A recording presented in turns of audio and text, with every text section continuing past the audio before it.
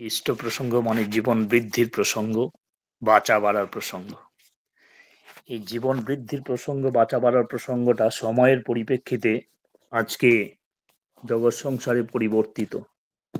সময়ের পরিবর্তনের সঙ্গে সঙ্গে এই জীবন বৃদ্ধির বিধি নিয়ম সমস্ত কিছুরই পরিবর্তন হয়। তাই যুগ পুরুষোত্তম যুগ অনুপাতিক যখন আসেন, একমাত্র তার কাছেই সেটা সমাধান থাকে।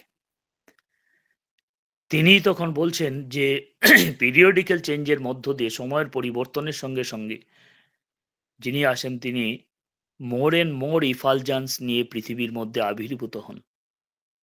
আজ গোটা বিশ্ববাসীর যা সমস্যা, সর্বসমস্যার সমাধান এই ইষ্ট প্রতিষ্ঠার মধ্য দিয়ে থাকে। তাহলে সর্বপ্রথমত তাকে গ্রহণ করতেই হবে, সর্বপ্রথমত তাকে গ্রহণ করতেই হবে। যার জন্য ঠাকুর বলছেন সদ্দীক্ষা তুই এক্ষুনি নেই। এই সদ্দীক্ষা গ্রহণ করবার মধ্য দিয়ে মানুষের জীবনে অনেক তাৎপর্য। সদ্দীক্ষার মধ্য দিয়ে মানুষ ব্যক্তিগত জীবনের দক্ষতা অর্জন করতে পারে। সদ্দীক্ষার মধ্য দিয়ে মানুষ অপারগত সম্পন্ন মানুষগুলি পারগত সম্পন্ন হতে পারে। Be able and be efficient. সদ্দীক্ষার মধ্য দিয়ে মানুষ তার সার্বিক ডেভেলপমেন্ট করতে পারে। তাহলে এই সদ্দীক্ষার তাৎপর্য, একটা মানুষ যখন দীক্ষা গ্রহণ করে অনুশীলনী জীবনযাপন করে, তখন বুঝতে পারে যে মানুষের মধ্যে অন্তর্নিহিত গুণাবলীগুলি জেগে ওঠে। কারণ পুরুষোত্তম হলেন এমনই এক ঐশী ব্যক্তিত্ব, এমনই এক ঐশী ব্যক্তিত্ব যিনার মধ্যে আজকে গোটা বিশ্ব দুনিয়ার শিক্ষা বলেন, সাহিত্য বলেন, বিজ্ঞান বলেন, চিকিৎসা বলেন,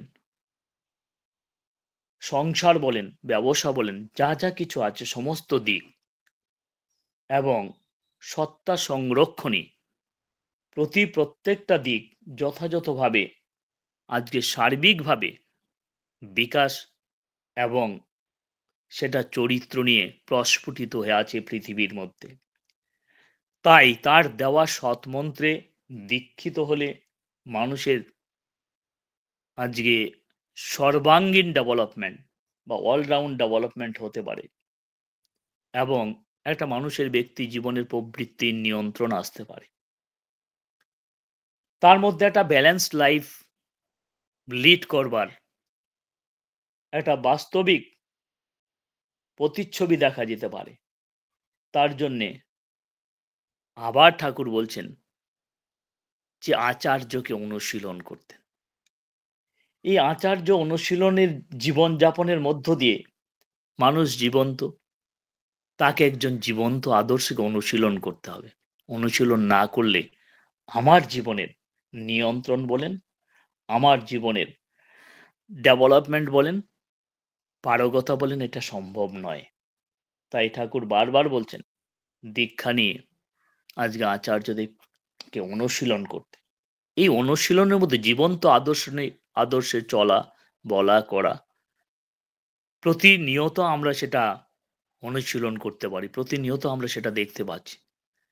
তাহলে প্র্যাকটিক্যাল এক্সাম্পলটা আমার জীবনে দরকার।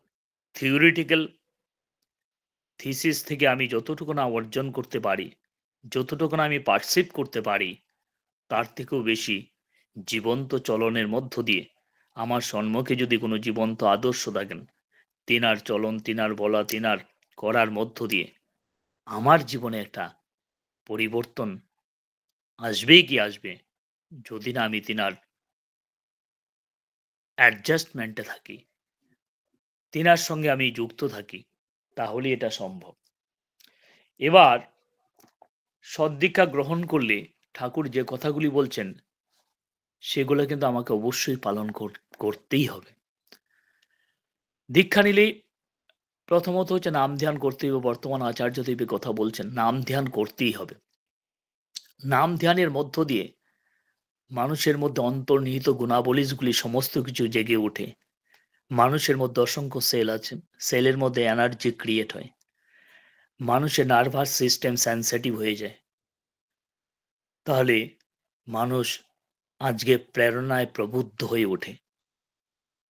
এই প্রেরণাটা মানুষের জীবনে সবচেয়ে বেশি দরকার। মানুষ সদা নিয়ত পিছিয়ে পড়ছে। মানুষের কাছে অনেক কিছু থাকা সত্ত্বেও দেখা যাচ্ছে মানুষ ম্যাটেরিয়ালিস্টিক অ্যাসেট থাকা সত্ত্বেও মানুষ পিছিয়ে পড়ছে। তার পিছনে কারণটা কি আছে? কারণ হচ্ছে প্রেরণার দেবার মতো কেউ নেই তার জীবনে। এই প্রেরণা দেবার জন্য পৃথিবীতে ঠাকুর বলছেন যে আমাদেরকে আচার্য অনুশীলন করতে হবে। আচার্যদেব সদা সর্বদা আমাদেরকে প্রেরণা দিচ্ছেন। সময়ের পরিপ্রেক্ষিতে কখন কি করতে হবে সেটা আমি জানি না। কখন নিজেকে আরতরভাবে জীবন বৃদ্ধির পথে, পারিপার্শ্বিকের বাঁচা বাড়ার পথে সার্বিকভাবে সবাইকে নিয়ে কি করে এগিয়ে যেতে হবে সেটা তিনি জানেন। তাই সময়ের পরিপ্রেক্ষিতে আজকে সৎসঙ্গের জগৎটা কোনো রকম মানে স্ট্যাটিক জগৎ না, এটা কিন্তু scientific world. Scientific world and each and every time after the time being it is going to be modified. এটা পরিবর্তিত হচ্ছে। এটা একটা তথাকথিত সংস্কারের জায়গাতে নয় কিন্তু সৎসঙ্গ। সৎসঙ্গ যেহেতু বিং অ্যান্ড বিকামিং সময়ের পরিবর্তনের সঙ্গে সমস্যা আরোতরভাবে জটিল হয়ে যাচ্ছে। এখনও জটিল সমস্যাগুলোকে কি করে মেল্টেড করা যাবে তার জন্যে তার পরিপ্রেক্ষিতে পরম পূজ্যপদ শেষে আচার্যদেব আজকে সমাধান দিচ্ছেন আমাদেরকে। আজকে নির্দেশ দিচ্ছেন। ঠাকুরের বাণীতে বলা আছে যে উষায় নিশায় মন্ত্র সাধন চলাফেরায় যথা সময় ইষ্ট নির্দেশ মূর্ত করাইত। এই যে যথা সময় ইষ্ট নির্দেশ মূর্ত করাইত, এইটা বাস্তবভাবে আজকে ভিভিড হয়ে আছেন আচার্যদেবের মত। আজকে সেই জন্য তিনি বারবার বলছেন যে আজকে পারিপার্শ্বিককে নিয়ে বাঁচা বাড়ার দিকে, পারিপার্শ্বিককে নিয়ে আজকে ঠাকুরের দিকে ধাবিত হতে হবে। অগণিত মানুষ দীক্ষা নিয়েও আজকে ঠাকুর থেকে অনেক দূরে সরে আছেন। মানুষের জীবনে অনেক সমস্যা আছে, অনেক সমস্যার অতল তলে তলিয়ে যাচ্ছে মানুষ। তাহলে সেই মানুষগুলাকে রক্ষা করবার জন্যে ঠাকুর বলছিলেন পারস্পরিকতা বজায় রেখে চলবার জন্য। ঠাকুর এই সিস্টেমটা করে দিয়েছেন। আজকে সৎসঙ্গের জগতে সহপ্রতিঋত্বিক ও ধৈর্য যাজক সস্তই নেই। আজকে এই যে বিভিন্ন কর্মী ঠাকুর আজকে তৈরি করেছেন, তার উপরেও তিনি আজকে যে দীক্ষা নিয়েছে সেও কর্মী, আজকে দীক্ষা নিয়েছে সেও কর্মী। তাহলে সবাইকে কি বলছেন ঠাকুর? পারস্পরিকতা বজায় রাখতে। এই পারস্পরিকতাটা হচ্ছে সবচেয়ে বেশি গুরুত্বপূর্ণ একটা মানুষকে বাঁচার জন্য। আজকে এটা পরিবারের মধ্যেও পারস্পরিকতা বজায় থাকা দরকার। আমরা যদি এটা চিন্তা করি, আজকে ভাইয়ে ভাইয়ে পারস্পরিকতা বজায় থাকা দরকার, নতবা বাঁচা বাড়ার বিঘ্ন হবে। তাহলে এই যে অগণিত মানুষ আজকে ব্যক্তি জীবন প্রবৃত্তিমুখী জীবন যাপন করতে করতে মানুষ অনেক পিছিয়ে পড়ছে। ঠাকুর সামনের দিকে যেতে বলছেন, মানুষ পিছনের দিকে চলে যাচ্ছে। সেই জীবনের মধ্য দিয়ে মানুষ দুঃখ কষ্ট সারাটা জীবন এইভাবে কাটিয়ে দিচ্ছে। আর কি জীবন, এইভাবেই চলে যাচ্ছে, জীবনের গুরুত্ব বুঝতে পারছে না। অথচ একটা মানুষের জীবনে বিরাট গুরুত্ব আছে। মানুষের জীবনটার বিরাট মূল্যবোধ রয়েছে।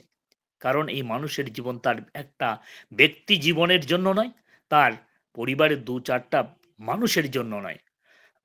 ঠাকুর বলছেন তোমার নিজ নিজ পরিবারের, দেশের বর্তমান ভবিষ্যতের জন্য তুমি দায়ী। তাহলে অনেক দায়িত্ব রয়েছে একটা মানুষের জীবনে। একটা মানুষ এই যে জন্ম নিয়ে আসছে, মনুষ্য জন্ম নিয়ে আসছে, তার দায়িত্ব, তার কর্তব্য,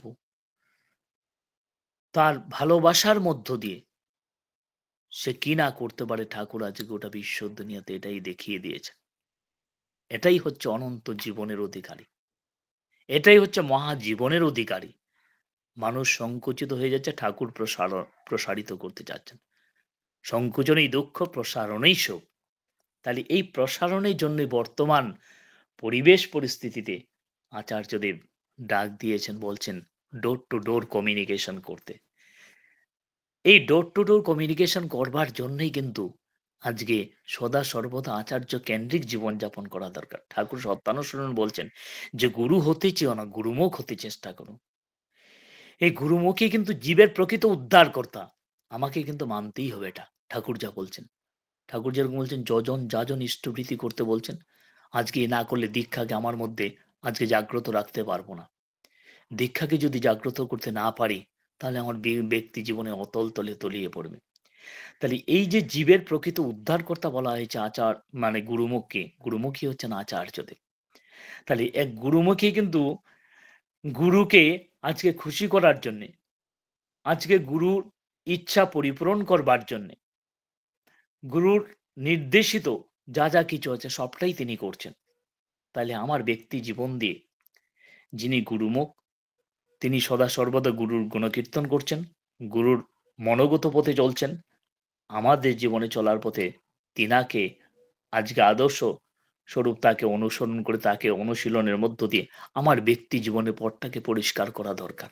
নতুবা আমি আমার ব্যক্তি জীবনের পথে চলতে গেলে সদা সর্বদা সমস্যায় জর্জরিত হয়ে পড়ছি। আজকে ঝড় আসুক, আপদ আসুক, বিপদ আসুক, যে কোনো বিষয়ই আসুক না কেন, আজকে সবটার হাত থেকে মানুষ রক্ষা পেতে পারে এই আচার্য কেন্দ্রিক জীবন যাপনের মধ্য দিয়ে। নতুবা মানুষ সদা সর্বদা দুঃখ কষ্ট ও শান্তির মধ্যে আজকে বেড়াজালে মানুষ নিজেকে হারিয়ে ফেলছে।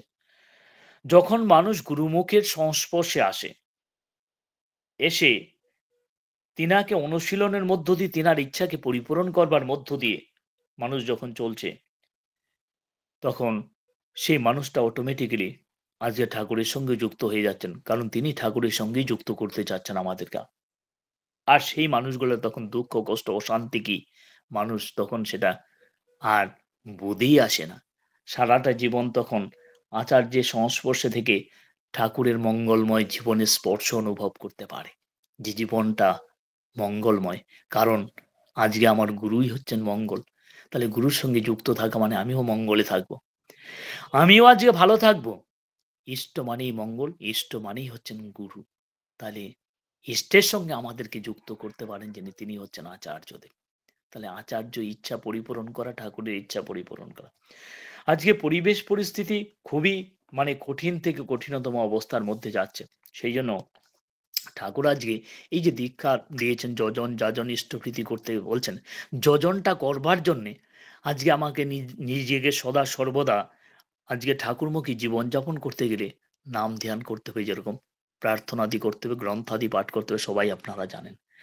ঠাকুর বলছেন এক জায়গায় শাশ্বতী গ্রন্থে যে এই যে ভোরবেলা মানে শুরু হবে, রাত্রে অন্ধকার আজকে গুছিয়ে গিয়ে প্রভাতের আলো এখনো আজকে প্রস্ফুটিত হয়নি, সেরকম অবস্থায় এই যে সময় সন্ধিক্ষণ সময়, এই সময়টাকে সন্ধ্যাকালীন সময় বলে। এই সন্ধ্যাকালীন সময় বলছেন ঠাকুর প্রার্থনা করতে। কেন করতে বলছেন? এই চঞ্চল মনটাকে ঠিক করবার জন্য, চঞ্চল মনের মধ্যে নিয়ন্ত্রণ আনবার জন্য। ঠাকুর বলছেন যে উঠো, জাগো।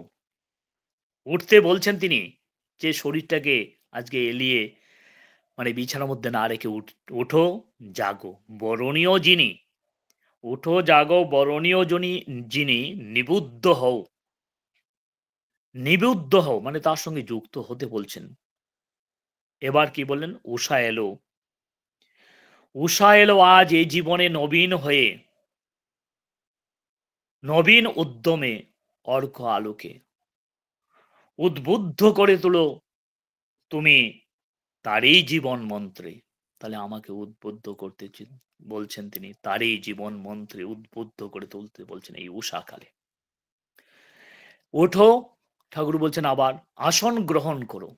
ওঠো, আসন গ্রহণ করো, প্রার্থনা করো, প্রবুদ্ধ হও সকল কর্মে, প্রবুদ্ধ হয়ে সকল কর্মে তাকে পরিপালন করো।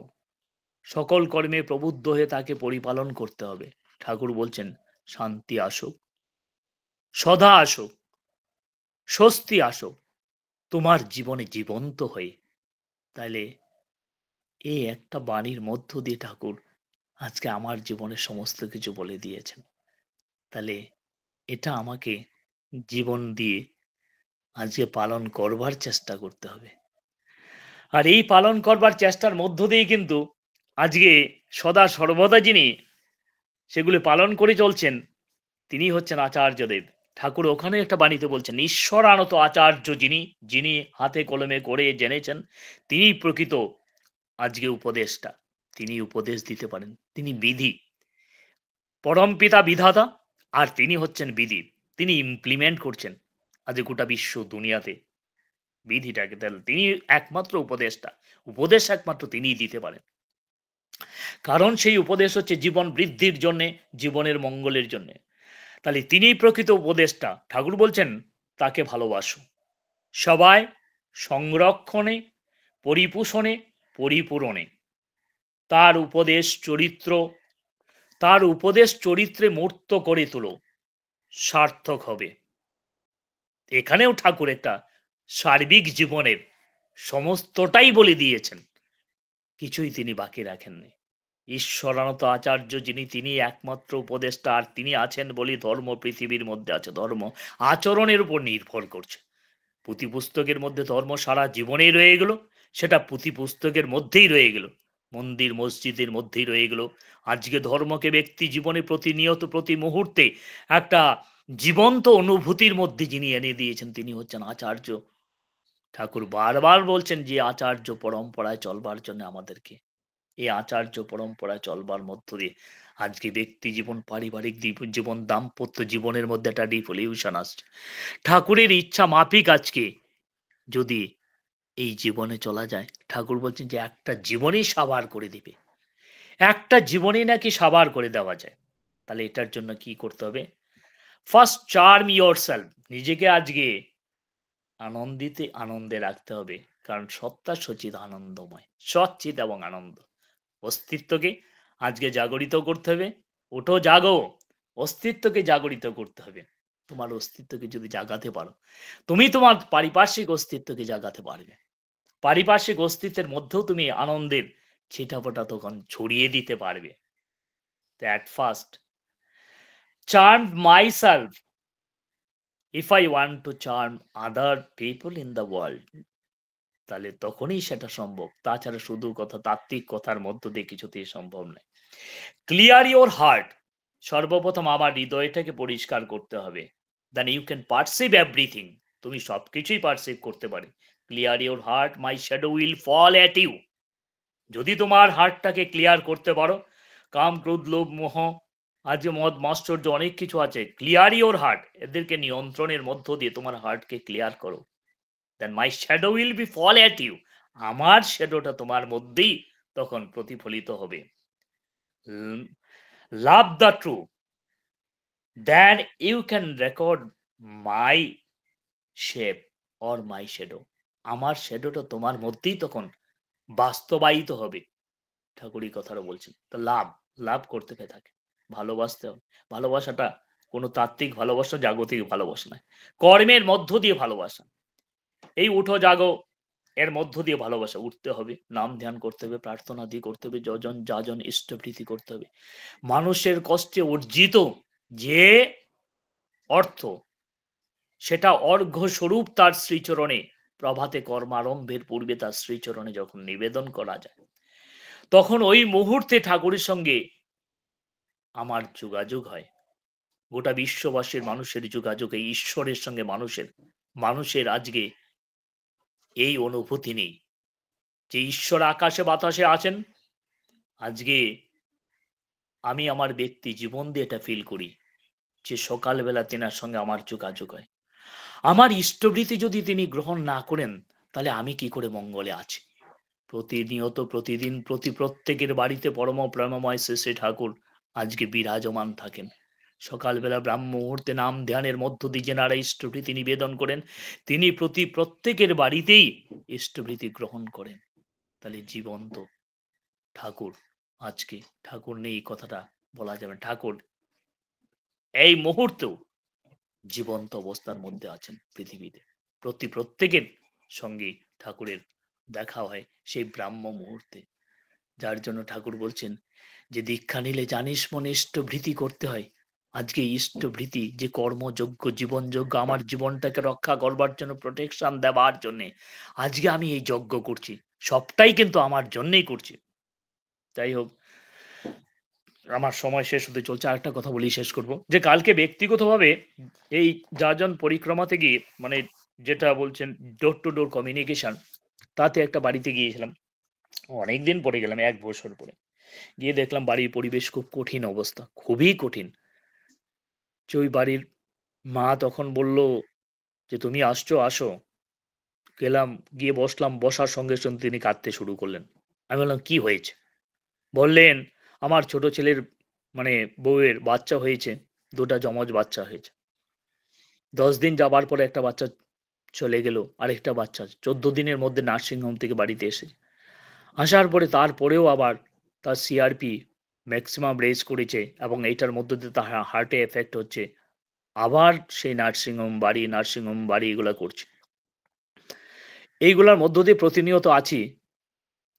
একদিকে নার্সিং হোমের বিল উঠছে, প্রচুর পরিমাণে টাকা যাচ্ছে। তার মধ্য দিয়ে একটা সংশয়ের মধ্যে আছি। তাহলে এই যে অবস্থাটা, যে মার সন্তান হয়েছে, সেই মাও কিন্তু ঠাকুরের দীক্ষা নিয়েছিলেন। এবার দেখুন মানুষের বোধ বিবেচনা যদি জাগ্রত না হয়, সবটাই কিন্তু তিনি করেন। যা কিছু। এবার সন্তান প্রসব হওয়ার আগে মানে সন্তান আজকে কয়েক মাস যাবার পরে শাশুড়ি বলছেন বৌমাকে যে, "ঠাকুরের নাম করো, ঠাকুরের নাম করো, ঠাকুরই সমস্ত কিছু। ঠাকুরের নাম করো।" তো বৌমা বললেন, "ঠাকুর কি করবেন? যা করবেন ডাক্তার করবেন। ঠাকুর কি করবেন? এখানে ঠাকুরের করা কি আছে? সবটাই তো ডাক্তারই করবেন। ডাক্তার চেক আপ করছে টাইম টু টাইম।" এই অবস্থার মধ্যে দেখুন ৮ মাস যখন পৌঁছলেন মাটি, প্রচন্ড ব্লিডিং হচ্ছে এবং কন্টিনিউয়াসলি মাস ভরা ব্লিডিং হলো। এই কথা বললেন শাশুড়ি মা। এর পরেও তিনি বললেন যে, "তুমি এখানেই থাকো।" মানে শ্বশুরবাড়িতে থাকতে বলছেন। থাকেননি, চলে গেল বাবার বাড়িতে। ওখানেই গিয়ে আবার মানে তিনারও সংশয়। এই নার্সিং হোম বাড়ি করছেন। এই অবস্থার মধ্য দিয়ে চলছে, ব্লিডিং হচ্ছে ক্রমাগত। সময় মতো তখন আবার অপারেশন করলেন, বাচ্চা প্রসবিত হলো। তারপরে তো বাস্তব পরিবেশটা এই অবস্থার মধ্যে দিয়ে আছে। দীক্ষা নিয়ে তিনি ইষ্টভৃতিও করেন না, নাম ধ্যানও করেন না। এবার রক্ষা করবেন কি করে ঠাকুর আমাকে? রক্ষা করবেন কি করে আমাদেরকে ঠাকুর? ঠাকুর রক্ষা করতে পারবেন না। ঠাকুর রাস্তা ধরিয়ে দিয়েছেন। ঠাকুর বলছেন যে, "আজকে এদিকে যেতে।" গুরুমুখ হতে চলছেন। গুরুমুখকে আজকে অনুশীলন করতে বলছেন। সেটা যদি আমরা না করতে পারি, তাহলে বাস্তবিকভাবে আজকে মানুষ রক্ষা পাবে কি করে? যার জন্য ঠাকুর বলছেন যে আজকে আচার্যদেব বলছে, "বাড়ি যান।" বাড়িতে যাওয়ার পরে ওই মা আজকে ইষ্টভীতি করে মানে শাশুড়ি মা তিনার ইষ্টভীতি করে ১ বৎসরের ইষ্টভীতি জমা রেখে দিয়েছেন। এর আগে ইষ্টভীতি করতো আমার সঙ্গে যোগাযোগ ছিল। তো সেই সময় সেইভাবে ইষ্টভীতি পাঠানো হতো। ১ বৎসরের ইষ্টভীতি বাড়ি রেখেছে। তো আমি যাওয়ার পরে তো আমাকে বললেন যে, "এই অবস্থা ইষ্টভীতি জমা রেখে সর্বনাশ!" বলেন কি? তাহলে এই যে পরিস্থিতি তিনি জানেন সবটাই। সবটাই জানেন বলেই কিন্তু আজকে ডোর টু ডোর কমিউনিকেশন করতে বলছেন। তাছাড়া কিন্তু আজকে মানুষকে বাঁচানোর মানে কোনো রাস্তাই নেই। আমি মাকে লাস্ট অব্দি বললাম যে, "ঠাকুরের কাছে সমস্ত নিবেদন করেন। ঠাকুরের কাছে এটা বলবেন না যে, আমার নাতিকে আপনি বাঁচিয়ে দেন। আমার নাতিকে আপনি সুস্থ করে দেন। সবটাই নিবেদন করুন ঠাকুর তোমার ইচ্ছা। পরমপিতা ঠাকুর তোমার ইচ্ছাই। সবই তুমি জানো। তোমার ইচ্ছাই যখন তাহলে তোমার ইচ্ছায় আমার মঙ্গল ঠাকুর, তোমার কাছেই আমার নিবেদন।" এবার বসে নাম ধ্যান করেন। আপনি চিৎকার করছেন, কান্নাকাটি করছেন। আজকে টেনশন করছেন, করে লাভ নেই কিছু। এই যে সময়টা আপনি টেনশন করছেন, ততটুক সময় ঠাকুরের সামনে বসে নাম ধ্যান করুন। ঠাকুর তোমার ইচ্ছা, আমার করবার কিছু নেই। তাহলে এই নাম ধ্যানের মধ্য দিয়ে আপনার মধ্যে দেখবেন সেই বলিষ্ঠ ভাব আসবে। এই নাম ধ্যানের মধ্য দিয়ে এই শিশুটারও আজকে মঙ্গল হবে। আর তাকে মাকে বলুন, তার মা এই বাচ্চা শিশুকে নিয়ে সদা সর্বদা ২৪ ঘন্টাই তার টাচে আছে। তার মাকে বলুন নাম ধ্যান করতে, তার মাকে বলুন ইষ্টভৃতি নিবেদন করতে। এই নাম ধ্যানের মধ্য দিয়ে বাচ্চার নার্ভ গুলো সেনসিটিভ হয়ে উঠবে। নাম ধ্যান করতে বলুন। তার উপরন্তু ডাক্তার যা বলছেন সেই মাফিক আমাদের চলতেই হবে। এই ডাক্তারি পরিষেবার মধ্য দিয়ে আর প্রিয় পরমের এই মহানামের মধ্য দিয়ে আজকে আমি এটা আমার ব্যক্তি জীবন দিয়ে ফিল করি। সে বাচ্চা সুস্থ হয়ে উঠবেই কি উঠবে। আজকে রাস্তায় কিন্তু আসতেই হবে। সময় হারিয়ে আমরা জীবনকে বরবাদ করি, হায় হতাশ করি, বলি যে ঠাকুর নেই, ঠাকুর যদি থাকতো তাহলে আমার এই অবস্থা হতো। ঠাকুর তো আছেন প্রতিনিয়ত, কিন্তু আমি ঠাকুরকে রাখছি কিনা এটাই হচ্ছে চিন্তার বিষয়। যাই হোক, আমার সময় শেষ। সবার সর্ববিধ মঙ্গল প্রার্থনা করি। আজকে সঞ্চালক মহাশয়কে আমার সশ্রদ্ধ জয়গুরু, এবং বিশেষ করে আমার শ্রদ্ধেয় দীপক বসাক দাদাকে আমার সশ্রদ্ধ জয়গুরু। তিনার তিনি আমাকে বলছেন আজকে জয়েন করবার জন্য। যাই হোক, এই প্রভাতী মুহূর্তে আজকে এত সুন্দর পরিবেশ, আমি ব্যক্তি জীবনে আনন্দ উপভোগ করেছি। এটা আমার জীবনে বিরাট প্রাপ্তি। এই বলে সবার মঙ্গল প্রার্থনা করে আমার আলোচনা আমি এখানে সমাপ্ত করছি। জয় গুরু।